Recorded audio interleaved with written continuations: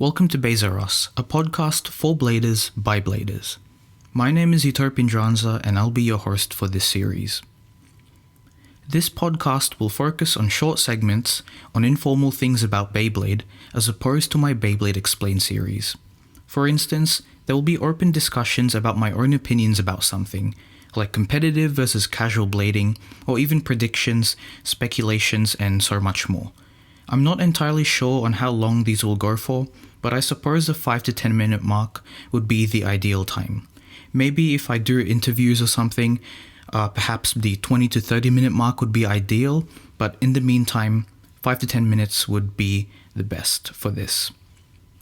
The reason as to why I decided to make this was I wanted to add a bit more variety in the content I produce. I think it's great to have more Beyblade podcasts because it allows you to tune in and listen while doing other things at the same time. I'd also like to point out that there really isn't much of this out there, and it's great for the hobby to include this, despite it being more of a niche thing. There's also a lot less restriction compared to explainer videos, where you really have to do research to prevent misinformation. Before we proceed with the main topic of this podcast, I'd like to address some things. I was supposed to do all the recording months ago, but I had to delay it because I was sorting out my university application. In fact, I've been so busy this year with school and other parts of my life, and I had no choice but to put my YouTube channel aside for a while. And this made me think about changing the way that my channel would be structured in the coming years. Now, as for the first episode, I want to kick things off with a more casual topic. Perhaps a lot of us had our first memories playing with Beyblades. Maybe they were great memories, or maybe bad memories. Well, I'd like to share a couple of stories from my first encounters with this toy. But for now, let's cue the generic elevator music.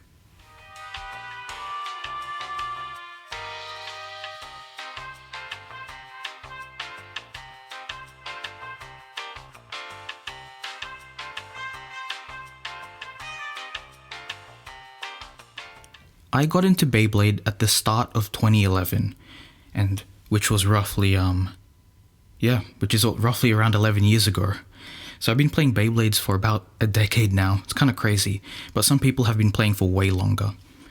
I suppose that I was a bit of a trend hopper during this time.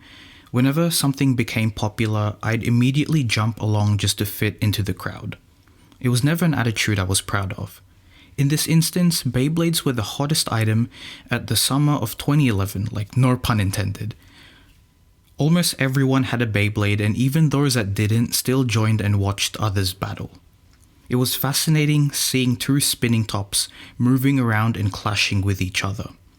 I was so invested over them that after the day that I first saw one, I begged my parents to get me a Beyblade. But before that, I asked some of my friends and they recommended me to get Pegasus. Now, I didn't know at the time that there were multiple versions of this Bey. If I remember correctly, it was on a Saturday that my parents decided to visit Big W to get my very first Beyblade. Once they were at the store, they called me to clarify which one I wanted, and of course, I confirmed that it was Pegasus. The very first Beyblade I ever got was Legend Cyber Pegasus 105F. From Beyblade Metal Fusion. This is Hasbro's own take on the pre-hybrid wheel Pegasus, as they didn't release this system for some reason. I still have it with me today, although it's a little bit banged up. Little did I realize that at the time that this spinning top would have a profound impact on my childhood. As I mentioned earlier, Beyblades were very popular at my school. This does in fact raise concerns. It wasn't small groups of people battling against each other, it was essentially the whole entire school. Like there were about 50 to 100 of us playing at the same time, sometimes even more. And the problem with having so much people is that there aren't enough stadiums to battle with.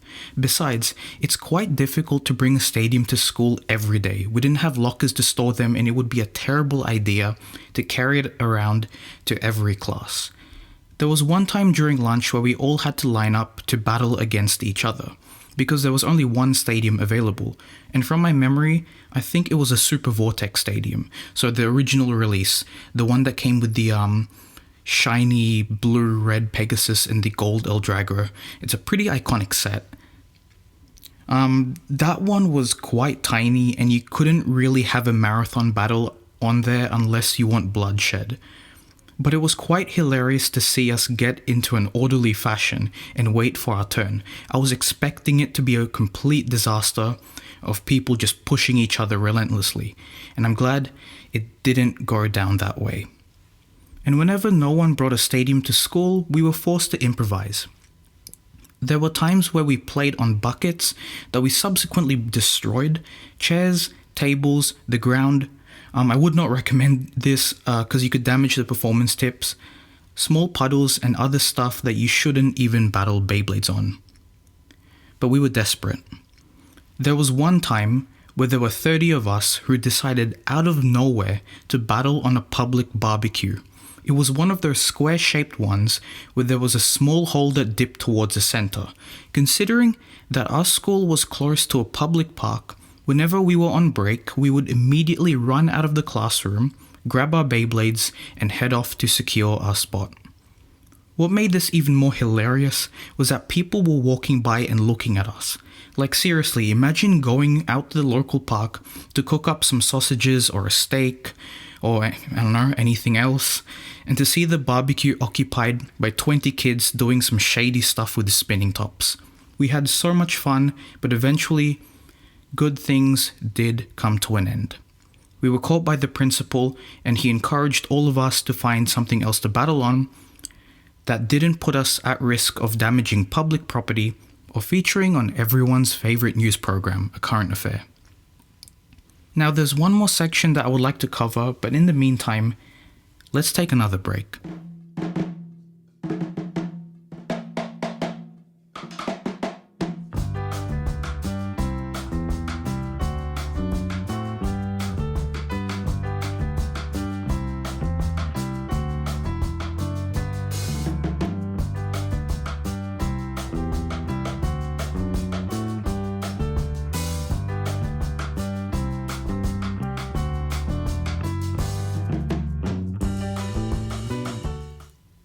Okay, so we're back.